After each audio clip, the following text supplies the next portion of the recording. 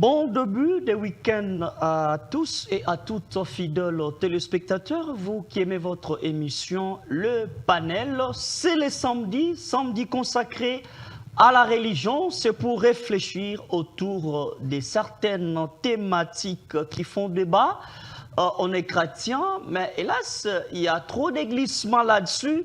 Tant que vous n'avez pas assez de la matière, tant que vous n'êtes pas informé, surtout par ceux qui maîtrisent la matière, eh bien, vous vous laissez emporter par l'ignorance et là, ça crée du désordre. On va réfléchir aujourd'hui, samedi religion, avec les hommes de Dieu autour de ces plateaux, dans cette belle émission que vous aimez tant. L'homme est en même temps sentiment, émotion. L'homme qui est en perpétuelle mutation, cet homme subit des changements. En même temps, il y a une puissance qui l'amène, qu'on appelle la spiritualité. Là, c'est la partie immatérielle de l'homme. Mais est-ce ceux qui s'occupent de la partie immatérielle, de la partie spirituelle de l'homme, ont-ils aussi la capacité d'émanciper cet homme dans la société? Est-ce l'Église à nos jours joue un rôle dans l'intégration de l'homme? Et surtout que si nous parlons de l'homme congolais en général, nous visons directement la politique. Comment se fait la relation entre, ou comment se passe la relation entre l'Église et la politique, la particularité de l'Église dans la vie sociale de l'homme. Est-ce en dehors de la spiritualité, l'Église a aussi un rôle à jouer pour que l'homme se sente intégré dans la société? Merci, nous sommes en direct de Tosungana Télévision. Le 2 numéro affiché en bas de vos écrans, besoin de nous écrire ou soit nous envoyer les SMS, vous pouvez le faire sans tambour battant. Merci, mais avant de vous présenter nos invités des marques du jour, je préfère de rentrer un peu à la régie pour suivre la 13e réunion de l'école des libérateurs du mouvement Plein Asbel qui avait comme thème « Lutter contre l'impérialisme » par la nouvelle citoyenneté. Et là, vous savez très bien que le mouvement Plein Asbel est dirigé par son visionnaire, le pasteur Prince Matondo, qui est présent avec nous sur ce plateau. D'abord, on rentre à la régie et puis on se retrouve tout juste après. Les métiers, ils allaient faire nourrir beaucoup de foyers. Les chauffeurs mingi, la présidence, la DGI, partout. Bali ko se retrouver, bali ko gagner pain pour la foyer na bango. Vraiment, c'est très important. Bon hésiter, bon tin na bana na bino, la bambili numéro 17 awa, il est comme notre siège pour l'instant. La Bosuka a été toujours et à remercier notre visionnaire, président Prince Matondo. Alors, Nzambe Oyo a ça qui est vision. Nzambe Oye Azali Kosalela, Azali le Dieu vivant, Azali hier, aujourd'hui et éternellement. Le cas que notre président a pensé na biso ba pauvre, a pensé biso métier, de l'eau la commis chauffeur, Nzambe wana a continué ko pambola ye, ko batela ye, à génération, ndakunaye et ça n'a lipate au nom de Jésus. Voilà, merci beaucoup à la régie. Là, vous venez tous, nous avons suivi avec vous la 13e réunion de l'école des libérateurs du mouvement Plein Asbel qui avait comme thème, donc la réunion avait comme thème lutter contre l'impérialisme par la citoyenneté ou la nouvelle citoyenneté. Alors, le mouvement Plein Asbel est dirigé par le pasteur Prince Matondo Massanga, connu sous Grand Rabbin Noir. Il est le pasteur visionnaire de l'Assemblée Mission Famille et Grâce. Alors, il est aussi président de ces grands mouvements qui accompagnent les jeunes dans des différentes formations gratuitement. Alors, pasteur, merci d'avoir répondu présent à notre émission. D'abord, un petit commentaire sur la 13e réunion. Et moi, je me demande comment vous arrivez à les faire, une formation gratuite. Comment vous arrivez à les faire? Merci beaucoup, monsieur le journaliste. Nous servons un Dieu vivant, d'une part, et d'autre part, à cause du fait que ce Dieu vivant que nous servons a dit, Jésus-Christ a dit, mon Père agit et moi aussi j'agis. Ainsi, nous appelons le peuple congolais à ne plus croiser les bras. La nation est complètement en péril. Chacun dans son domaine doit s'élever, cimenter la cohésion nationale afin de sauver la nation. Et à cet effet, moi, en tant que président du mouvement Plein HBL, une ONG créée par un groupe de pasteurs dont je suis l'initiateur, nous apportons notre pierre à cet édifice.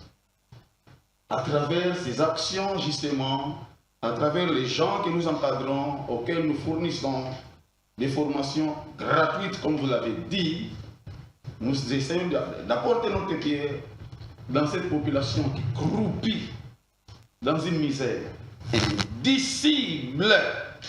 Très bien, merci, Voilà, merci. pierre. Merci beaucoup. Nous aide à faire ce que nous faisons. D'ailleurs, nous aurons tant de questions là-dessus parce que au lieu d'inviter vos fidèles à la grande prière, à l'observation des principes divins, mais au moins vous avez un côté social. Nous allons revenir là-dessus. En face de vous, c'est le pasteur Jean-Marie Bandefou Mbo, qui est de l'église Cité d'Antioche. Je me rappelle encore avec cette émission mythique, avec vous sur une chaîne de télévision en place ici à Kinshasa. Une émission qui a fait parler, qui a fait bouger la toile. Je me rappelle encore de la question pourquoi les pasteurs sont plus riches que le fidèle. Je me rappelle encore. Merci d'avoir répondu présent. Ça fait quand même très longtemps. Alors, comment ça évolue l'église et puis il y a d'autres affaires? Très bien. Merci, merci beaucoup. Alors là, je rappelle à ceux qui nous suivent, on va commencer avec les débats. Laissez-nous le temps, laissez surtout à nos invités le temps de développer, de comprendre la matière. Le plus important ici, c'est que quand vous avez un morceau de papier, prenez-le et écrivez quelque part. Et à la fin, peut-être vers la fin, le dernière minute de l'émission, vous pouvez vouloir participer ou soit si vous avez peut-être une préoccupation, vous pouvez le faire. Nous sommes en direct. On va commencer avec le pasteur Prince Matondo. Déjà, en regardant la vision de votre église, apparemment, ça corrobore avec la thématique du jour. On voit comment est-ce que l'église peut jouer les rôles d'intégration sociale de ses fidèles. Nous savons que la politique ou les politiques ont leur part, ceux qui gèrent la société ont leur part, mais aussi ceux qui gèrent les âmes participent à leur manière. Quelle peut être votre interprétation s'il faut poser cette question? Comment l'Église participe à l'intégration de l'homme? Merci beaucoup pour la question. De prime abord, laissez-moi vous dire que nous sommes à l'émission Les Panels.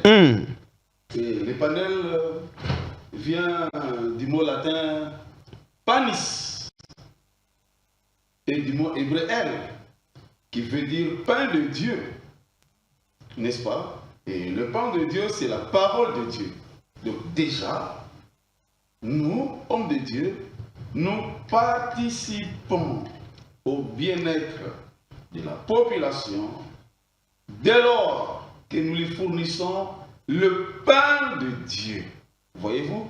Maintenant, est-ce que nous le faisons bien? Ça, c'était notre paire de manches.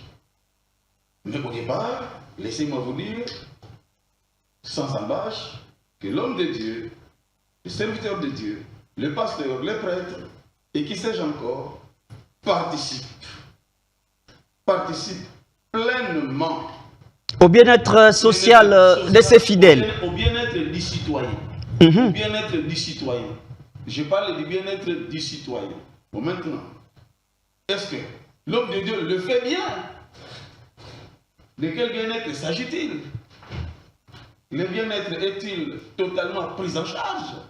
Ça, c'est une autre paire de manches. Pour ma part, ce que je vois dans les Écritures, en partant du postulat selon lequel, Hébreux 13, 9, Dieu est le même, hier, aujourd'hui et éternellement.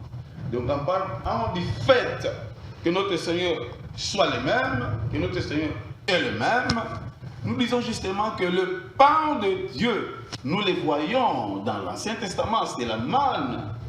Nous voyons la manne quitter le ciel, prendre corps, devenir un pain que les gens ont mangé. Ils n'ont pas mangé l'esprit, ils ont mangé du pain. Le pain. Ils ont mangé le pain. Ils ont mangé la caille. Voyez-vous? Donc, à partir de cet instant, dès lors que le Seigneur est le même, hier, aujourd'hui et éternellement, l'homme de Dieu devrait participer aussi bien au bien-être spirituel que social de son peuple. Pourquoi? Parce que le salut dont il est question dans les Écritures, c'est un salut intégral. C'est un salut total, esprit, âme et corps.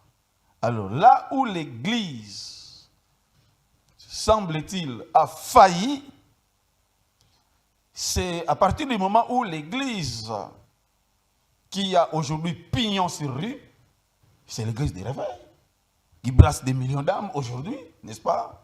C'est beaucoup plus focalisé sur les aspects spirituels en abandonnant les aspects sociaux. Et c'est à ce niveau-là que nous, au mouvement plein Asbel, justement, nous sommes en train de remédier. Et il faut aussi observer que ces vents de réveil, n'est-ce pas, a pénétré même les églises traditionnelles. C'est ainsi qu'aujourd'hui, vous pouvez aller dans la grande église dite catholique, vous pouvez aller dans les églises dites protestantes, et vous ne sentez plus la différence, notamment lorsqu'il s'agit des réunions charismatiques, des renouveaux charismatiques, ou bien lorsque vous êtes en plein culte des protestants, vous ne sentez plus la différence entre les églises dites de réveil et les églises dites traditionnelles.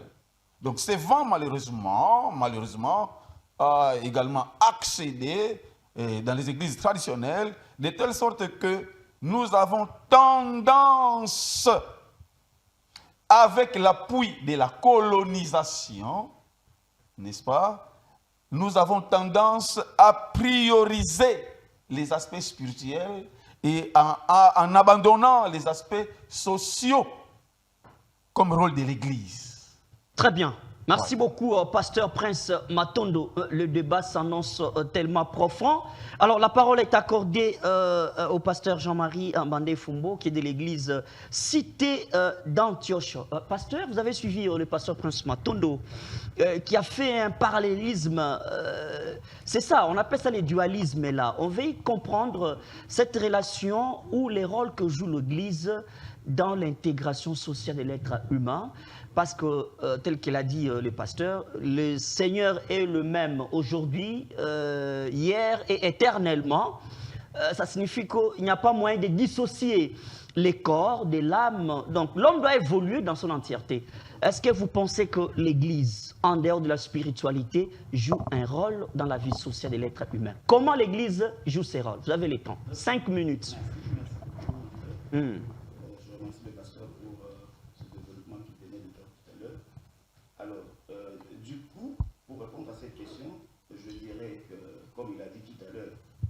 Le salut en Christ, le salut que nous avons reçu en Christ, c'est un salut complet. Il n'est pas incomplet. Par le simple fait, un jour, on a posé la question au Seigneur Jésus-Christ. Pierre lui dit, Seigneur, nous avons tout laissé et nous t'avons suivi.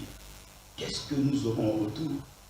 Il dit, mais il n'y a personne sur la terre qui, à cause de moi, ait abandonné sa famille, ses frères et ses consorts, manque de recevoir dans le temps présent, le maison et tout ça. Et puis, à la fin, la vie éternelle. C'est-à-dire, Jésus n'a pas seulement parlé de la vie éternelle, mais il a parlé aussi de choses terrestres. Alors, si vous allez, nous allons dans 1 Thessaloniciens 5:17, l'apôtre Paul dit ceci. Il est en train de montrer comment l'homme est tripartite. L'homme n'est pas bipartite comme l'animal. L'animal n'a qu'un corps et l'âme. Et l'âme de l'animal est liée à son corps. C'est ce qui fait que dès lors que l'animal meurt, son histoire est finie. Mais l'homme est tripartite. Il a le corps, il a l'âme et il a l'esprit. Et l'âme de l'homme est liée à son esprit. C'est ce qui explique le fait que l'âme de l'homme est éternelle. Et c'est comme ça que l'homme ne meurt pas. Le corps peut mourir, mais l'homme ne meurt pas, d'autant plus qu'il a l'âme. Alors, raison pour laquelle, si nous voulons parler de ces choses, justement, je commence par répondre par là, l'homme est tripartite. Donc c'est tout à fait naturel qu'à l'Église, c'est vrai, nous avons pour mission d'amener l'épouse vers le Christ. Mais cependant, cette épouse vit encore sur la terre. Si vous allez dans les Actes des Apôtres, vous allez remarquer une chose. Je prends l'exemple de Luc, qui nous a écrit les livres de Luc et qui nous a écrit les Actes des Apôtres. Il fut un médecin. C'était son métier au quotidien. Mais il a travaillé pour le Seigneur. Ça veut dire, ces apôtres qui ont travaillé pour le Seigneur, ils ont aussi été dans la société comme tout autre humain. La seule différence, c'est laquelle? La seule différence, c'est qu'ils pouvaient aller travailler, ils pouvaient aller étudier, mais seulement ils gardaient les enseignements que le Seigneur leur avait donnés. Quel était cet enseignement? Vous êtes la lampe de la terre. Et lorsqu'on allume une lampe, on ne la met pas sur la table, mais on la met sur la table pour qu'elle éclaire. Vous êtes les sels du monde. Le sel, lorsqu'il perd sa saveur, c'est fini. Et vous êtes une ville bâtie sur la montagne. Voilà, donc le chrétien, nous pouvons nous intégrer. Le chrétien doit s'intégrer dans la société normalement, mais tout en gardant les enseignements du maître. Ok? Ça veut dire qu'on reste modèle. Bon, fort malheureusement, ce que nous vivons, c'est vraiment ces contrastes, hein, comme on dit en français. C'est un contraste, pourquoi? Parce que ce que nous sommes en train de dire ici, ce n'est pas ce que nous vivons sur le plan pratique. Okay? Parce que je vais continuer d'abord à répondre avant de faire la finalité. Aujourd'hui, si nous parlons de la politique, c'est vrai, à un moment donné, il y a un grand débat ici, dans les années antérieures. Est-ce qu'un homme de Dieu peut faire la politique? Est-ce qu'un homme de Dieu... Finalement, je crois qu'on s'est convenu tous que cela n'est pas un péché. D'autant plus que si nous rentrons au commencement, avant le péché, Dieu a pris l'homme lorsqu'il a donné à Adam le jardin d'Éden. Qu'est dit la Bible dans Genèse 2,19? Dans Genèse 1,26, Dieu dit qu'il a placé l'homme dans le jardin pour le garder. C'est-à-dire Dieu a fait de l'homme le gestionnaire. En fait, un politique, c'est qui? C'est un gestionnaire de la cité. Un politique, il est là justement pour pouvoir gérer les ressources naturelles que Dieu a placées dans ce pays au bénéfice du souverain primaire. Ouais. Alors, vous remarquerez que cela a commencé à être fait depuis le commencement. Je prends l'exemple d'Israël. Si vous allez en Israël, par exemple, dans la hiérarchie d'Israël, il y avait Dieu et après Dieu, c'était le sacrificateur. Après le sacrificateur, c'était le prophète et ensuite le roi. C'est-à-dire, le roi était même établi par le prophète. Voyez-vous? Alors, maintenant, si nous venons maintenant dans le Nouveau Testament, c'est toujours le même Dieu qui n'a pas changé, mais qui agit différemment selon chaque dispensation. Parce que là, maintenant, nous sommes dans la dispensation de l'Église où la Bible dit il a fait de nous un royaume de sacrificateurs. Et donc, étant sacrificateur dans le temple, okay, quel est le rôle que nous devons jouer? Il est évident que les prédicateurs, son rôle premier, c'est de pouvoir amener le peuple à s'affectionner de choses d'en haut. Parce que tout ce qui est sur la terre, c'est des choses éphémères qui vont passer. Le véhicule, la politique et tout qu'on sort, ça passera un jour. Mais cependant, comme le pouce est encore sur la terre, il est tout à fait normal que l'Église puisse jouer le rôle d'intégration de l'homme chrétien dans la société. Parce que nous croyons que l'homme chrétien qui a l'esprit de Dieu, il a un esprit supérieur. Daniel a travaillé dans la cour royale. Il a travaillé avec un occultiste, Nabuchodonosor, qui était un roi mondial, parce que son royaume s'étendait de l'Asie jusqu'en Éthiopie, avec 127 provinces. Et Daniel a travaillé avec ce roi Nabuchodonosor. Donc c'est pour dire que les chrétiens peuvent apporter aussi leur pierre dans la société humaine. Vous allez continuer, pasteur, parce que là, nous avons besoin de cette herméneutique. Nous restons encore avec vous. Nous avons besoin de cette herméneutique biblique pour comprendre comment est-ce que cette dualité se passe. Mais là, il y a les gestionnaires de la société, bien évidemment, qui existent. Vous les connaissez, les politiques. Et vous vous apportez une touche parce que vous gérez l'être humain dans toutes ces différentes parties, telles que vous l'avez dit. Mais depuis longtemps, on a toujours décrié cette relation, l'altérité qui doit exister entre l'homme des dieux et puis l'homme des dieux et puis les politiques. Est-ce que vous pensez qu'il y a quelque chose qui échappe à ce que les deux hommes, les deux affiches arrivent à un stade de compréhension, dire qu'on peut collaborer ensemble à un certain moment et apporter une touche dans cet être qu'on appelle humain qui a besoin d'une évolution, qui a besoin de se sentir dans une existence un peu cohérente. Est-ce que vous pensez qu'entre les politiques et les hommes de Dieu, la relation, surtout chez nos pays, ça va? Ou si ça ne va pas, qu'est-ce qui cloche? Merci beaucoup. J'aime votre façon de poser de questions. Je vous apprécie beaucoup. Merci. Au fait, il est vrai que, déjà comme j'ai dit tout à l'heure, si nous voulons rester dans le concept biblique, dans la conception de la Bible, je crois qu'il doit y avoir une collaboration entre le politique et l'homme des dieux. Pourquoi? Parce que le politique est en train de faire son travail. C'est lui qui est élevé en dignité, quel est son travail. Parce qu'aujourd'hui, si nous allons dans la vraie démocratie, on dit que le président, le premier citoyen parmi les égaux. Quel est le travail de l'homme politique, c'est lui qui est élevé en dignité? C'est la politique, c'est de pouvoir gérer les affaires internes et externes de ce peuple qui t'a donné le pouvoir. Alors, ça c'est de son côté.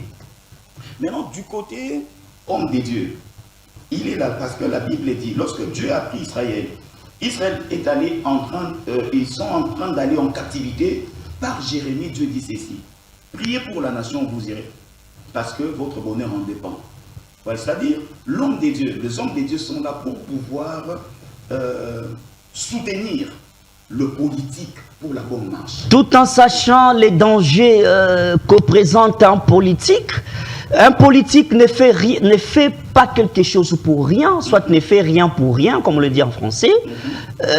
Comment vous pensez gérer ce manœuvre politique? En politique qui vient vers un homme de Dieu, c'est pour une participation. Mais comment est-ce que vous pouvez gérer ce manœuvre? Et surtout que nous sommes dans un contexte de notre pays, on connaît comment est-ce que ça se passe. Et du coup, on dit aujourd'hui les hommes de Dieu sont manipulés par les politiques parce qu'assoiffés d'argent, l'Église doit avoir besoin d'évoluer. Comment est-ce qu'on peut gérer ce manœuvre? Oui, en tout cas, il est vrai qu'aujourd'hui, il y a certains hommes de Dieu qui sont manipulés. Chose normalement qui ne devait pas être faite, je l'ai dit à notre honte.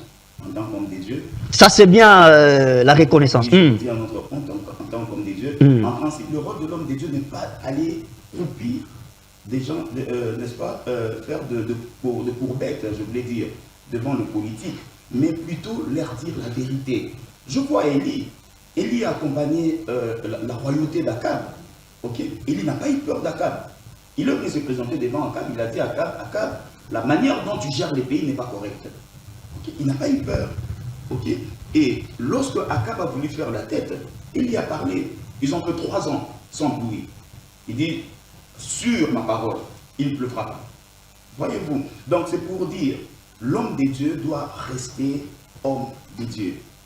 Quels que soient les dangers que doivent présenter les politiques. Quels que soient les dangers que doivent présenter les politiques. Mais l'homme de Dieu a besoin aussi de chicots pour faire évoluer certaines choses. Oui, mais justement, c'est un défaut dans notre pays. Vous savez, c'est ça les débats avec vous. Oui. Vous et moi, on a toujours un débat là. Je reviens à vous. Je reviens. Permettez que je termine. Oui, chité. Ok, il y a un défaut dans notre pays. C'est que, tu sais, en principe, s'il faut même revoir la loi électorale de notre pays, okay, il faut qu'on pose beaucoup de conditions pour être élu député, président, tout consort. Okay. Pourquoi? Parce qu'aujourd'hui, dans notre pays, les gens pensent qu'il faut aller en politique pour se faire beaucoup d'argent. Et c'est ce qui fait qu'aujourd'hui, le pays tombe dans la misère. Voyez-vous. Et les hommes de Dieu, en principe, devaient crier pour dire ce n'est pas correct. Les hommes de Dieu ont déjà reçu certaines charges dans ces pays. Et on connaît les bilans. Beaucoup d'hommes de Dieu ont reçu. Alors, je vais revenir à vous, pasteur Jean-Marie. La parole est accordée au pasteur Prince Matondo Massanga, le grand rabbin noir, l'homme qui s'intéresse plus à l'intégration sociale. Il dit il faut lutter contre l'impérialisme et chercher comment vous devez intégrer l'homme à la nouvelle citoyenneté.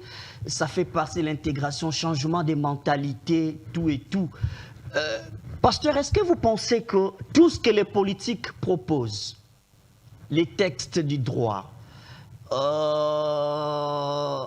le devoir, tout ce qui a trait à l'homme, devoir, tous les droits qu'on doit, excusez-moi pour la tautologie, en fait, les droits doivent être soumettre à l'homme pour qu'il puisse enfin marcher selon les principes de la société.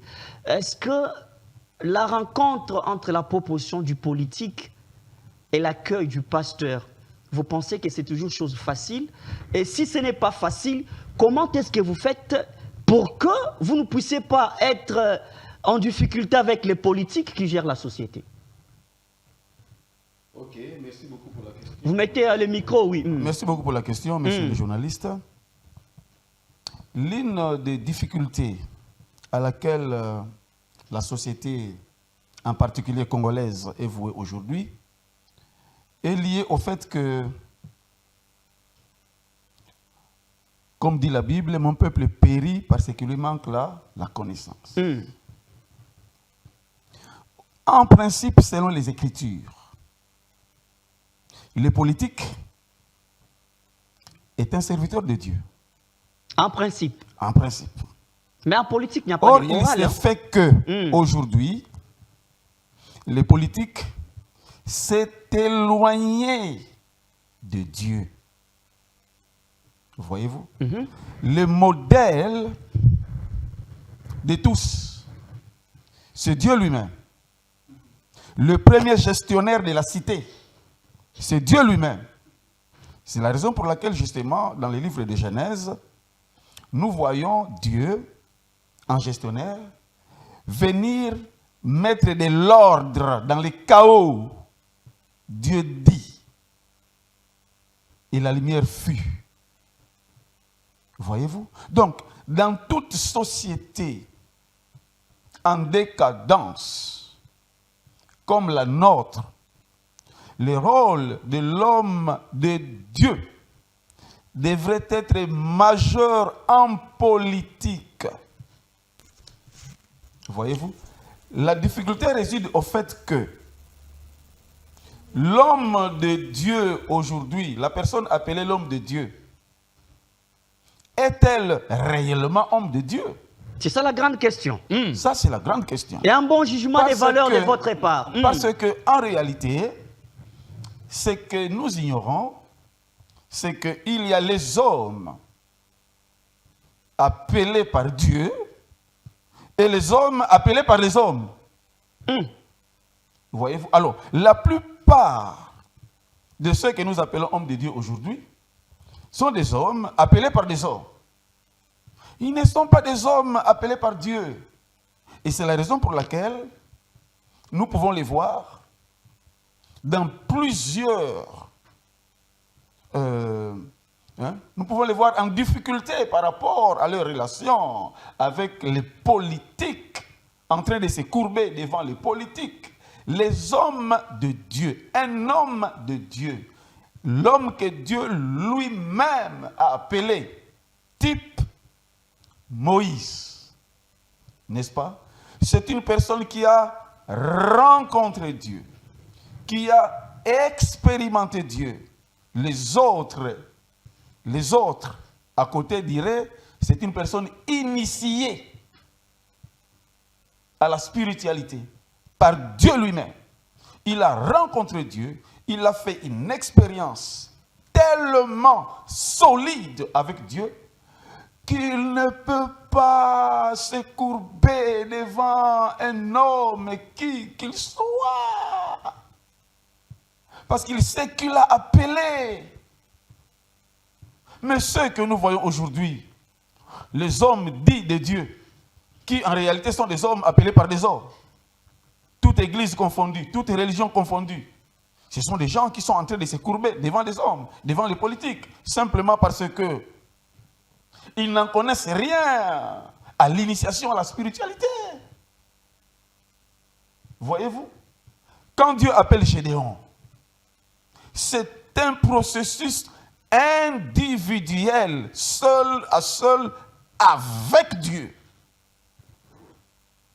Et quand Gédéon sort de son initiation, terme que les autres aiment beaucoup utiliser, n'est-ce pas? Gédéon n'a peur de rien.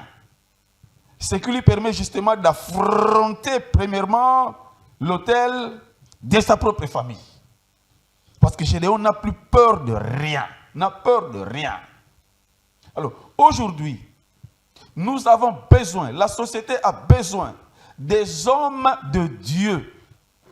Des hommes Dieu en politique. Notamment ici au Congo.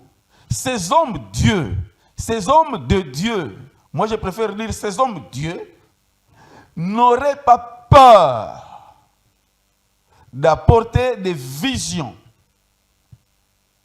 d'apporter des réformes impopulaires, d'affronter l'impérialisme, d'affronter le néocolonialisme, d'affronter les systèmes d'antivaleurs qui sont des systèmes aujourd'hui puissants. Mais cet homme, Dieu, appelé par Dieu, devient un Dieu tellement puissant que Pharaon devra finir par courber devant lui. Donc aujourd'hui, nous avons des politiques Alors, vous allez qui se sont continuer. éloignés de Dieu. Vous allez continuer, pasteur. Et voilà la raison pour laquelle Vous avez encore la parole. Vous allez ils continuer. perdent les pédales. Voilà, vous avez encore la parole. Vous allez continuer. En vous entendre parler, c'est comme si les hommes de Dieu n'ont pas jusque-là joué leur rôle plutôt, tel qu'il fallait les faire. Alors, est-ce que vous pensez que le début du ministre de la Justice face aux hommes de Dieu, face à la religion, Constant Moutamba, pour lui, on ne peut pas se réveiller un certain bon matin et se dire que je suis un homme de Dieu et qu'il faudrait qu'il y ait des réformes. Est-ce que vous soutenez cette vision d'après laquelle il faut d'abord que les hommes de Dieu puissent étudier beaucoup avant de passer devant le litran? Parce qu'on a comme l'impression, plus on s'attache à la spiritualité, alors tout devient prophétique.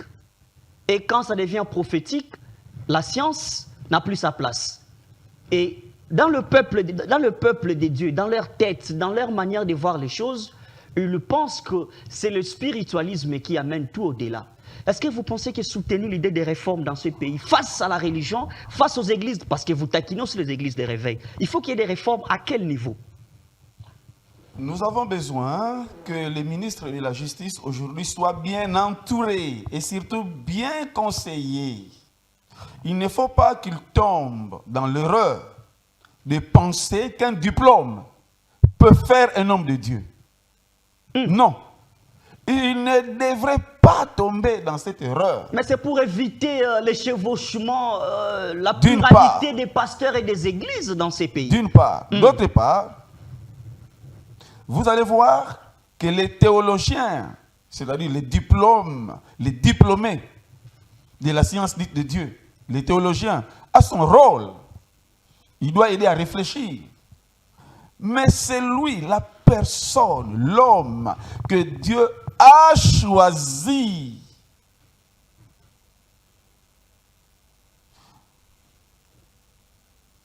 Il doit défendre sa mission d'une part, et d'autre part, il n'est pas trop indispensable qu'il ait autant de diplômes. Nous avons besoin de ministres modèles type Paul. C'est-à-dire qu'il est intellectuel, mais il est spirituel, capable de défendre sa vocation. Vous pensez que le ministre de la Justice Même... va un peu au-delà de Non, lui-même? il risque de se créer des problèmes. Les ministres de En la voulant justice, remettre de l'ordre. le ministre de la Justice, s'il va un peu trop loin, risque de se fourvoyer et de se créer des problèmes. Parce que dans les affaires de Dieu, il faut faire très attention. Quelle que soit la faiblesse de l'Église, quelle que soit la manière dont nous la critiquons, il faut faire très attention. Parce que dans cette Église, il y a encore un reste. réellement appelés et choisis de Dieu et contre lesquels il risque de se cogner. Bon, si Voyez-vous? Si vous voulez relativiser certaines propositions, décisions du ministre de la Justice, pour vous, il n'y a pas de réforme à faire au sein de l'Église. J'ai été appelé au ministère de la Justice, convoqué une fois au ministère de la Justice. Et face à l'OPJ, qui avait besoin des documents de mon ministère, n'est-ce pas? Non pas seulement que j'avais apporté toute ma farde, des documents, mais avant de les lui montrer, je commençais à lui raconter mon appel. Vous savez, lorsqu'on parle des choses réelles, il y a une manière de les dire. Et le psychologue sait les sentir. Il m'a écouté, il m'a écouté, il m'a écouté, et il était prêt de verser des larmes. Et à la fin, quand je lui ai tendu ma farde, à peine s'il pouvait encore avoir le courage d'y jeter les regards. Très bien. Voyez-vous? Donc, le ministre, encore une fois de plus, doit faire très attention. Il doit être bien entouré. Apparemment, sinon, il risque ma de question commettre n'a des bourdes. pas eu sa réponse. Est-ce qu'il y a des réformes à faire dans l'Église? Les réformes ne doivent pas être faites ou opérées par le ministre de la Justice. Oh. Non. Les réformes de l'Église concernent les hommes d'Église. Mais entre les hommes de l'Église, les problèmes de la hiérarchie posent aussi qui va diriger, qui va écouter l'autre. Il y a les christianismes qui amènent les histoires à leur manière. Et, bon, restons un peu dans les christianismes. Il y a les églises de réveil, il y a des églises telles. Chacun prend sa direction et vous pensez qu'il va écouter l'autre. Cet imbroglio apparent, n'est-ce pas, ne date pas d'aujourd'hui. Il est aussi vieux que le monde, d'une part, et d'autre part, n'existe pas qu'en RDC. C'est comme ça que l'Église fonctionne. La loi est là, les textes sont là. Le ministre doit veiller à l'application des textes.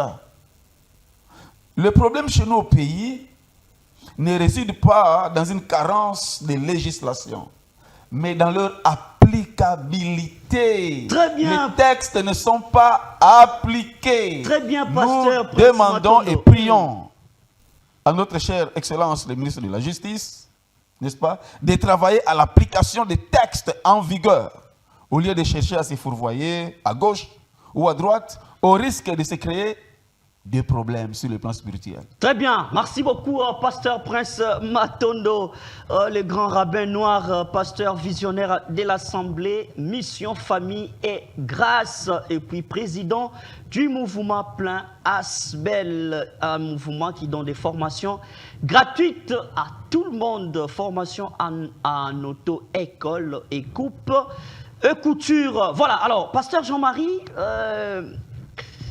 on a toujours l'impression ici, quand on voit la collaboration entre l'homme de Dieu et en politique, on suppose que l'homme de Dieu est quémandaire.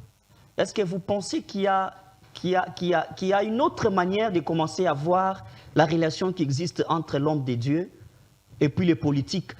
Vous pouvez commencer par rebondir sur ce qu'a dit votre co-débatteur, mais faites-nous un peu voir si on peut porter d'autres lunettes, qu'on change notre manière de commencer à voir l'homme de Dieu et les politiques ensemble. Si vous permettez, je vais dire un mot sur ce que mon père a dit tout à l'heure, à propos de décisions qui prennent le ministre de la Justice. Je crois qu'il n'a pas tort de dire qu'il doit faire un peu attention, d'autant plus que, c'est vrai, il y a une réforme qui doit être faite au niveau de l'Église. Voilà. Mais ça ne concerne pas l'homme politique. Ça concerne l'homme de l'Église. Et s'il bien le fait, il veut bien le faire, il faut qu'il accepte de se faire accompagner par les hommes de l'Église. Voyez-vous? Parce que lorsque vous parlez par exemple de la pluralité des églises aujourd'hui, ok, moi je vous dirais que c'est un signe du temps de la fin. Que vous le vouliez ou non, il y ait une loi qui puisse l'interdire, il y aura toujours multiplication des églises, d'autant plus que cela est prévu dans Matthieu chapitre 24. Ce ne sont pas les conséquences de la pauvreté, parce qu'on suppose que quand on n'a rien à faire, alors on peut réunir 5-10 au quartier. On met le baffle. Aujourd'hui, les Chinois nous ont facilité la tâche. Vous augmentez le volume et puis on vous entend. Justement, Justement, c'est comme ça qu'on se demande si toute personne qui parle est réellement appelée par Dieu. Il y a certaines personnes qui sont improvisées, ce sont des mercenaires qui sont entrés par la fenêtre, mais qui ne sont pas entrés par la porte. Ils n'ont jamais reçu l'appel. Et je suis d'accord que l'homme des dieux étudie. Mais ce ne sont pas les études qui fait l'homme des dieux. C'est peut-être pour garder certaines valeurs et que l'on soit à même de pouvoir bien gérer les choses, parce que l'Église aussi, c'est toute une structure. Dans l'Église, il n'y a pas que l'angle spirituel, il y a l'angle administratif, il y a l'angle financier. Et c'est tout à fait normal que l'homme des dieux puisse aussi avoir la matière grise. C'est tout à fait naturel. Mais nous n'allons pas dire que ça soit une condition, d'autant plus que avant d'aller à l'étude, par exemple, moi je conseille à ceux qui travaillent avec moi, avant d'aller faire la théologie, il faut préalablement se rassurer qu'on a reçu un appel. Sinon, on va faire la théologie et puis la théologie te consacre pasteur alors que tu n'as jamais reçu un appel. Et c'est dangereux. C'est ce qui fait qu'aujourd'hui, les terrains deviennent glissants. Qu'est-ce qui se passe encore? Il y a certaines personnes qui pensent aujourd'hui que être pasteur est devenu un deal. C'est-à-dire, je vais pas avoir une église et tout, comme ça j'ai un peu d'argent. Parce qu'ils croient qu'on travaille pour l'intérêt de vendre. On ne travaille pas pour l'intérêt de vendre. Bien que la parole déclare que la chrétienté aussi apporte le gain, mais par le contentement. Voyez-vous, c'est le plus grand problème aujourd'hui. Mais seulement lui, s'il veut réussir à sa mission, qu'il essaie un peu d'être trop rapide, sinon il risque. Bon, nous voulons pas, nous voulons pas tout surcharger sur le ministre. Mais qu'on rentre un peu dans votre marmite en tant qu'homme de Dieu, pasteur. Vous connaissez ce qui se passe à l'intérieur. Parlez-nous s'il y a des réformes à faire dans l'Église, comme quoi par exemple. Oui, il y a des réformes à faire à l'Église. Par exemple, voyez aujourd'hui les hommes de Dieu qui se mettent dans la politique. Ils doivent comprendre que lorsque je vais en politique, comme j'avais dit tout à l'heure au début, je dois garder ma langue allumée. Sinon, moi, je vais vous citer quelques réformes. Apparemment, vous ne voulez pas les citer, pasteur. Vous ne voulez pas les citer. Moi, je commence. L'augmentation des volumes dans des quartiers. Des organisations de culte, sans tenir compte que l'homme doit aussi être à la recherche du pain quotidien. On a le culte lundi jusqu'au samedi. Chaque jour, il y a culte. Chaque jour, il y a culte. Vous ne pensez pas qu'il y a des réformes à faire? Parce que c'est là qu'on nous taxe, nous, Africains, d'être aliénés. Et on ne comprend pas qu'on doit quand même vivre les goûts de l'existence. En fait, c'est tout à fait naturel. Moi, chez moi, quand on a veillé de prière, on éteint la sonorisation. Pourquoi? Parce que les autres ont droit de repos aussi. Donc, prier la nuit avec une sonorisation, un son très élevé, c'est un tapage nocturne. C'est tout à fait normal. Ça, c'est tout à fait naturel. Et vous avez parlé tout à l'heure du culte lundi, mardi, mercredi. Moi, je pense que, parce que si vous allez dans la conception biblique, parce que notre église moderne, c'est l'église primitive. L'église primitive se réunissait tous les jours. De lundi jusqu'au sabbat. Ils se réunissaient tous les jours. Mais le problème, c'est simplement de faire comprendre à ce peuple qui vient qu'il n'y a pas que le spirituel, il y a aussi l'aspect matériel, il y a l'aspect financier. Tu viens, tu pries, mais après tu ne vas pas rester là croiser le bras. Si tu as étudié, va alors chercher du travail. Tu as besoin d'argent, il faut chercher. Et si s'excuser en disant au pasteur que cette semaine je n'aurai pas le temps parce que je suis dans l'obligation de chercher du travail, il n'y aura pas de problème, il n'y aura pas de répercussions. Non, pourquoi de problème? Non, on sait comment ça se passe, pasteur. Surtout quand quelqu'un est encadreur, il encadre tel mouvement de jeunes, de mamans. Il s'absente 2 semaines parce qu'il est allé au Congo central, le pasteur avec lui, la relation. Tu sais, Jean, le disciple du Seigneur, haït un disciple qui s'appelait Polycarpe. Et Polycarpe haït aussi d'autres disciples. Mais l'histoire de l'Église nous renseigne que tous les disciples de Polycarpe étaient des enseignants. Donc c'est pour dire qu'ils avaient un temps où ils étaient dans l'œuvre du Seigneur et un autre temps était pour aller ailleurs aussi, vaquer dans les autres occupations. C'est tout à fait naturel. Le plus grand problème, c'est quoi, mon frère? Le plus grand problème, c'est qu'il y a des ministres qui ne sont pas appelés. Ils n'ont jamais reçu, parce qu'aujourd'hui, si on parle de mandataires bibliques, ça veut dire qu'ils ont reçu mandat. Alors, pour être prédicateur, pour être pasteur, il faut recevoir un mandat céleste. Il y a certains qui se sont improvisés sur le terrain, mais qui n'ont jamais reçu un mandat. Voilà, par exemple, aujourd'hui, quelqu'un, Vous trouvez dans nos églises aujourd'hui quelqu'un qui n'a un don de la prophétie, ok? Demain, il essaye de comprendre 2-3 passages bibliques et créer une église. Or, l'église n'est pas bâtie sur des visions, sur des prophéties et tout consort. L'église est bâtie sur la parole de Dieu. Alors, cette personne sera toujours en crise de la parole et d'office, l'église, ça sera une église qui regorge que de bébés spirituels. Ouais, c'est ça le plus grand problème. Très bien. Merci beaucoup, pasteur Jean-Marie. Je signale à ceux qui nous suivent que nous sommes en direct de Tosungana Télévision. Vous suivrez aussi en différé cette émission sur la chaîne YouTube JM Panel HD. Nous avons consacré ces samedis à écouter la parole de Dieu, mais nous parlons de la parole de Dieu et l'homme, parce que cet homme a aussi besoin de consommer son existence. Alors, pasteur Prince Matondo, pasteur, quelqu'un m'a même demandé, quand j'ai affiché sur mon statut la thématique, il me dit, pose pour moi la question, parce que je n'aurai pas le temps de suivre cette émission, peut-être pendant la rediffusion. Est-ce que les hommes de Dieu congolais peuvent vivre en dehors de l'église? Est-ce qu'il a nuancé en disant, est-ce qu'un homme de Dieu congolais, sans la dîme, sans les offrandes, peut-il vivre? C'est une question du téléspectateur, mais je m'aimerais enchaîner d'autres questions parce que nous parlons des réformes au sein de l'Église. Parce que là, vous dites que non, le ministre de la Justice ne peut pas se mêler directement ou avec la puissance charnelle à gérer les histoires de l'Église, ce sont des histoires spirituelles. À votre niveau, quelles sont les réformes qu'il faudrait, vous, les hommes de Dieu, faire au sein de l'Église pourvu que l'image soit un peu autre que celle que nous connaissons d'habitude? À la première question. Laissez-moi vous dire que l'homme de Dieu, réellement appelé par Dieu, peut, sans problème, vivre en dehors des offrandes.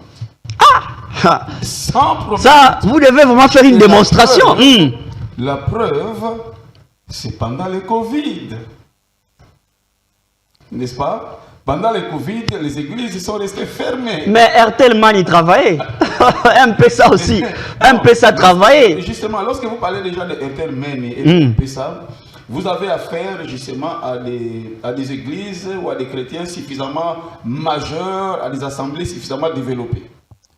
Mais les petits pasteurs du coin de la rue, les petits pasteurs entre guillemets, du coin de la rue, qui a 10 fidèles, et qui ne se rassemble plus, qui a 20 fidèles, qui ne se rassemble plus, a vécu comment? Ah, mais donc, ils savent comment mettre des stratégies. Que autant l'Église est une entreprise sur le plan spirituel, autant l'Église est une entreprise sur le plan matériel, sur le plan organisationnel. Donc, un homme, une personne capable de tenir une Église est un entrepreneur. Ça, les gens généralement l'ignorent. Si vous n'avez pas de capacité d'entrepreneuriat, vous ne pouvez pas réunir des personnes et vous mettre à le gérer. La gestion des âmes est l'affaire la plus compliquée qui soit que de gérer une boutique.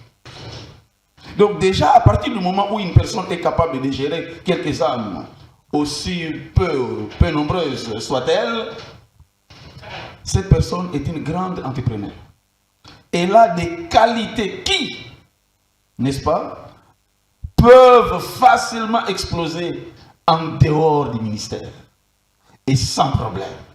C'est la raison pour laquelle, justement, lorsque les infiltrés essayent d'arriver, moi, quand on me pose la question, généralement, quand les gens disent je voudrais également commencer mon église, je leur dis ok, vous êtes les bienvenus. Venez pas expérimenter ce terrain. Quand vous n'êtes pas appelé, aussitôt venu, aussitôt vous abandonnez. Ce sont des entreprises à part entière. Alors, n'oubliez pas que Pierre, d'une part et d'autre part, pour essayer de globaliser l'affaire, il ne faut pas oublier que quand Jésus a appelé ses disciples, il n'a pas appelé des chômeurs. Il a appelé des gens capables de faire quelque chose. Donc si vous n'êtes pas capable de tenir une entreprise, vous n'êtes pas capable de gérer les âmes non plus. Alors, s'il faut gérer les âmes, comment vous expliquez, il y a une question des réformes qui doit revenir, mais comment vous expliquez ces phénomènes-là des passations de pouvoir des églises entre père et fils en République démocratique du Congo? Est-ce que tout celui qui est fils du pasteur ou du papa est automatiquement appelé par Dieu pour gérer l'église après la mort de son père? Premièrement, laissez-moi vous dire que peu de gens le savent. Après la mort de notre Seigneur Jésus-Christ, n'est-ce pas, la personne qui a géré l'église à Jérusalem, c'était Jacques, son frère. Quelle révélation ça! Non, mais c'est une révélation. Oui. Jacques, son frère. N'est-ce pas? Donc nous voyons déjà cette affaire de famille. C'était Jacques, le frère de Jésus. Ça, beaucoup de gens ne le savent pas. D'une part. D'autre part, vous n'êtes pas sans oublier que les bénédictions, les talents sont également héréditaires. Mais oui, autant les talents sur le plan physique sont héréditaires. Tel papa était footballeur, son enfant est footballeur, son petit-fils est footballeur, dans les arts martiaux, ainsi de suite. Mais sur le plan spirituel, c'est la même chose. Monsieur les journalistes, c'est la même chose. Dans le phénomène naturel, si les papas quittaient les pouvoirs, les fils prennent l'église. Le naturel est le pendant du spirituel. Le monde spirituel fonctionne exactement comme le monde naturel. Sauf que le monde spirituel, on ne les voit pas. C'est la seule différence. Et vous allez voir, généralement, les églises qu'on critique, hein, c'est comme des églises comme Cité Bethel, c'est comme des églises comme l'église de Sikatenda. Et vous allez voir que les enfants qui sont venus après ont apporté une touche spéciale par rapport à celle de leurs parents. Donc ça, c'est un faux débat. L'essentiel, il y a un débat. Non, on va continuer. L'essentiel, c'est de s'assurer que l'enfant soit effectivement appelé. Quand l'enfant est appelé... Apparemment, vous ajoutez un peu de tonus quand vous parlez des fils des papas. Moi, j'aime les appeler comme ça. Mais on sent que quand vous parlez de la touche particulière, on sent aujourd'hui les fils, surtout les pasteurs chantres. Il est pasteur, il est chantre. Ont plus de relations avec les musiciens profanes et directement les fidèles où les gens les taxent d'être un peu trop physique que spirituel. On dit qu'à un certain moment donné, ils ont perdu le pédale qu'a laissé les parents. Comment vous justifiez ça? Encore une fois, un faux débat. Encore une fois, un faux débat. N'est-ce pas? C'est du pharisaïsme. Les gens veulent se comporter en pharisiens. C'est-à-dire que pour leur part, généralement ce sont les chrétiens qui disent ça.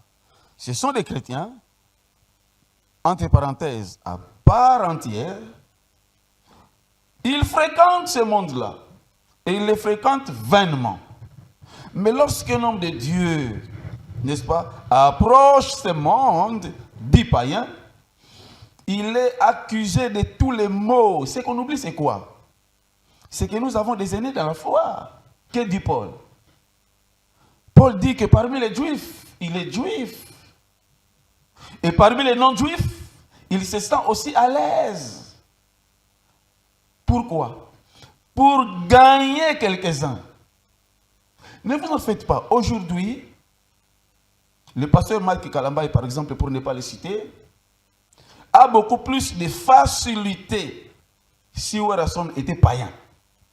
Je ne sais pas s'il est païen ou pas, mais si Werason était païen, n'est-ce pas, le pasteur Marc Kalambaye a beaucoup plus de facilité de les gagner. Parce qu'ils ont tissé un lien qui est favorable justement à cette mission. Et ça, les gens ne le savent pas. Les gens préfèrent faire du pharisaïsme. Non. Merci. C'est un faux débat. Je vais revenir à vous pour certaines réformes de l'Église et quelques propositions parce que nous voulons que là, la parole est accordée au pasteur Jean-Marie. Quelles sont vos propositions pour que l'homme de Dieu, congolais en particulier, se sente dans sa peau?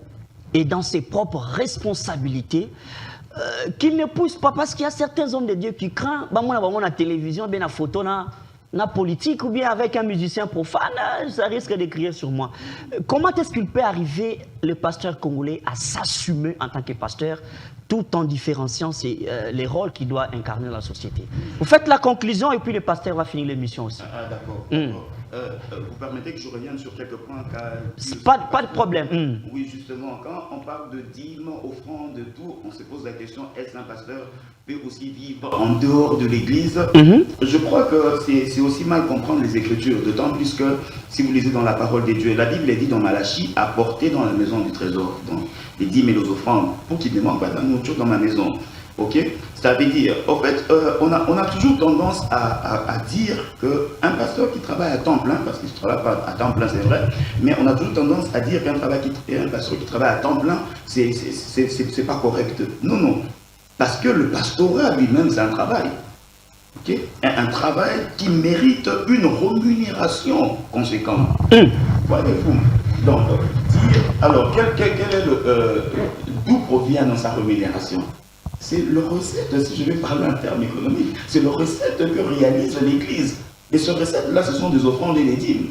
C'est tout à fait normal. Donc, il y a un pourcentage réservé à l'homme de Dieu, aux hommes de Dieu. Eh bien, justement, c'est son salaire. Mais le pasteur encourage l'entrepreneuriat des hommes de Dieu pour ne pas surcharger les fidèles. Là, vous savez qu'un homme de Dieu, ok, un homme de Dieu qui reçoit une dîme de $1 million, je crois que s'il est sage, il peut aussi entrer dans l'entrepreneuriat, il peut aussi faire monter une affaire. Mais vous pensez que les hommes de Dieu ont une vitesse de progression, de développement? Vous verrez que pour eux, même quand ils entrent dans l'entrepreneuriat, les enfants vont en Europe facilement. Et c'est ça cloche là-dessus. On se pose des questions, le secret c'est quoi? La dîme seulement. Le comble, c'est que lorsque les politiques envoient tous leurs enfants et leurs familles en Europe, ça pose pas problème. C'est seulement lorsque les hommes de Dieu envoient que ça pose problème. Non, mais on voit pas ils demandent trop chrétiens, trop de mabonza aussi, ça commence à... Non, mais c'est tout à fait normal. Je vous ai dit l'autre fois, quand on m'avait posé la question, pourquoi les pasteurs sont plus riches que les fidèles. Je ne pense pas. Parce qu'on fait un calcul normal. Vous apportez une dîme, ok, vous avez gagné $2 millions, ok, vous apportez une dîme de $20 000, ok, mais vous recevrez au centuple par rapport à ce que vous avez donné. Et les pasteurs ne reçoivent que $20 000. Qui est plus riche? N'est-ce pas vous qui avez donné? C'est tout à fait normal. Et moi, en tant que pasteur, mes $20 000 de la dîme, je vais prendre $2 000 et donner aussi la dîme des dîmes pour que je reçoive aussi au centuple. C'est naturel. Vous êtes très à l'aise quand vous dites ça, pasteur. Très à l'aise. Très à l'aise. Voyez-vous. Alors, le problème de père, fils, comme a dit le pasteur, quand vous lisez dans le Lévitique, chapitre 8, 18, dans l'Ancien Testament, Dieu a travaillé avec la famille d'Aaron. Et la sacrificature, okay, c'est-à-dire si celui-ci meurt, l'autre remplace. Celui-là meurt, l'autre remplace. Et c'était comme ça. À l'époque de Jésus-Christ, Jésus a travaillé avec ce frère. Jude, c'était le frère de Jésus. L'apôtre Jacques qui fut pasteur de l'église de Jérusalem, fut le frère de Jésus. Donc ça n'a pas commencé aujourd'hui, c'est pas nouveau. Mais le problème c'est quoi? Là où ça cloche un tout petit peu, où je ne partage pas totalement l'avis de mon frère, parce que nous avons vécu il n'y a pas longtemps ici, récemment aussi avec le concert. Je crois que Jésus lui-même avait dit dans Marc 2,17, ce n'est pas le malade, ce n'est pas le médecin qui cherche le malade. C'est-à-dire que Jésus était venu pour les mauvaises personnes. C'est tout à fait normal. C'est normal qu'on appelle le musicien païen, c'est pas mauvais. Mais là où ça cloche, je pense, lorsque on dédie un endroit à Dieu pour un concert des dieux, ok, il faut qu'il y ait quand même certaines retenues. Si j'appelle le païen, excusez-moi, je sais qu'on est dans le média, si j'appelle le païen, ils viennent assister, qu'ils assistent. Ils peuvent recevoir la parole de Dieu, se repentir. Mais je crois que leur accorder la parole dans un podium consacré à Dieu, c'est là où ça cloche. C'est que le pasteur Mike Kalamba il a quand même fauché. Je suis pas en train de marcher de lui. À mon humble avis, il ne devait pas le faire. Okay? Vous voyez par exemple, là, on est à l'église. Il y a certaines choses qui se font aujourd'hui qui sortent de la doctrine de la Bible. Un pasteur qui est en train d'opérer des délivrances, il prend le micro. Pendant que l'esprit sort, il met le micro sur la bouche de la personne possédée. Yonani, tu es qui? Et les démons, vous faites parler les démons au micro. Dans l'église. Les démons comprennent que ça c'est les micros, c'est ma voix qui doit sortir. Est-ce que le diable n'a rien de vérité en lui? Il ne dira jamais la vérité. Tout ce qui est en lui, c'est du faux. La Bible dit que c'est un menteur et le père du mensonge. Alors, avoir déjà compris cela, quels sont les conseils que vous pouvez donner à l'homme de Dieu congolais? Qu'il revienne sur le principe des bases bibliques, qu'il redonne quand même cette belle image de l'homme de Dieu. Nous demandons à nos frères de rentrer sur la base. Ok? Rester dans la parole du Seigneur. Nous ne travaillons pas pour l'intérêt de vendre. Ok? Qu'ils disent que je suis appelé par le Seigneur. Au moment opportun, la bénédiction vient toujours. Okay? Le comble, c'est qu'on est en train d'envier les autres et c'est ce qui fait que nous tombions dans le péché. Okay? Vraiment, à l'instar de l'homme politique qui ne veut que satisfaire à ses appétits gloutons, nous le voyons aussi avec les hommes de Dieu. Très bien. Tout le monde dans la base. Merci beaucoup. Je pense qu'on nous donne déjà les plateaux. Voilà, merci beaucoup. Le pasteur Prince Mato nous doit aussi finir l'émission. Ça signifie avec quelques mots de la fin. Pasteur, un conseil à l'homme de Dieu congolais? Vous refusez l'implication du ministre de la Justice, ou soit vous dites qu'il vienne vers vous, oui? C'est de se réaliser et de comprendre réellement qui il est. La Bible dit dans Abdias 1,17, le salut sera sur la montagne de Sion. Donc l'homme de Dieu congolais doit comprendre que le salut de la nation RDC dépend de lui, dépend de l'Église. Et par conséquent, réaliser sa responsabilité et se mettre au front. Ainsi, j'invite tous les hommes de Dieu qui peuvent nous rejoindre, qu'ils viennent au mouvement plein Asbel. Le lundi 5 août ici, à 17 h, nous avons une réunion de l'école des libérateurs. J'invite tous les pasteurs, j'invite tous les fidèles à nous rejoindre au mouvement plein Asbel, étudier, apprécier, voir dans quelle mesure nous pouvons sauver notre nation des antivaleurs ainsi que des contraintes extérieures qui nous ruinent. Merci. C'est mon dernier mot. Merci beaucoup, pasteur Prince Matondo Massanga, grand rabbin noir, pasteur visionnaire Assemblée, mission, famille et grâce, le président du mouvement plein Asbel ONG. Il était en face du pasteur Jean-Marie Bandé Fumbo, qui est de l'église Cité d'Antioche. Ensemble, nous avons discuté l'église et l'intégration sociale de l'homme. Merci. Suivez la rediffusion de cette émission aujourd'hui samedi à 22h30. Je pense demain aussi dimanche à 8h30, 9h. On aura aussi la rediffusion de cette émission et sur la chaîne YouTube JM Panel HD. Merci à l'équipe technique de Tosungana Télévision. Merci aux invités d'avoir répondu présent, que ce ne soit pas la dernière émission. Nous pensons vous avoir encore pour un autre débat. Détail, nous sommes arrivés à la fin. Gardez votre mal en patience parce que le panel est là toujours pour vous servir. On se retrouve à la prochaine. Merci. Vous qui nous suivez de partout, mesdames et messieurs, voici le mouvement Plein Asbel, une organisation non gouvernementale de développement créée par un groupe de pasteurs de la ville de Kinshasa sur l'initiative de son président, le pasteur Prince Matondo, de la théologie nationale évangélique de libération. Le mouvement Plein Asbel, sous le leadership du président Prince Matondo, lutte contre la pauvreté, assure la promotion d'une citoyenneté, prône le respect dû aux autorités, la lutte contre les antivaleurs, le phénomène Colonna et l'auto-prise en charge de personnes en situation précaire. Aussi organise-t-elle un cursus de formation de jeunes, Avenir de la Nation, de formation professionnelle gratuite, notamment en coupe et couture, conduite automobile, informatique et en alphabétisation. Le mouvement Plein, qui se veut une association de masse, est aussi un cadre qui réunit les hommes de Dieu en vue de réfléchir sur leur sort afin de vaincre l'instabilité sociale auquel ils font face par la création de micros et petites entreprises. Personne de bonne volonté, contactez-nous au plus 243 89 78 49 003.